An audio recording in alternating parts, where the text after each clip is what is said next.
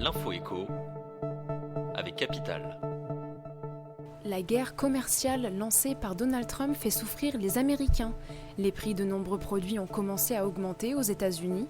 Canettes de Coca-Cola ou de Fanta, post-it, automobiles, presque aucun secteur n'est épargné. Les entreprises américaines disent ne pas avoir eu d'autre choix. Elles doivent impérativement protéger leurs marges face à l'envolée des cours de l'acier et de l'aluminium. Certaines envisagent même de nouvelles hausses des prix dans les mois prochains.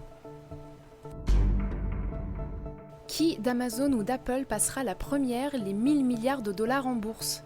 La capitalisation boursière de l'entreprise de Jeff Bezos a atteint les 917 milliards de dollars vendredi.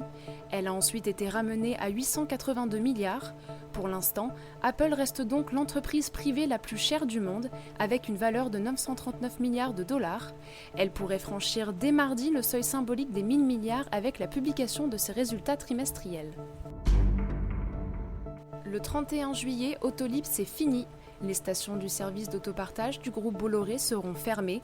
Ce sont donc 2418 places de stationnement qui se libèrent. Elles seront réservées aux Parisiens et Franciliens qui possèdent ou utilisent une voiture électrique à titre personnel ou professionnel.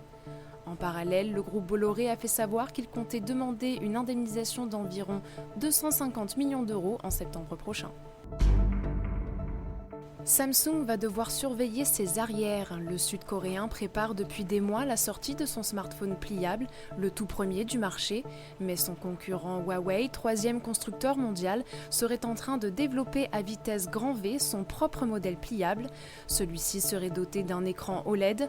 Le but, le présenter au grand public avant Samsung dès le début de l'année prochaine. C'était l'info écho avec Capital.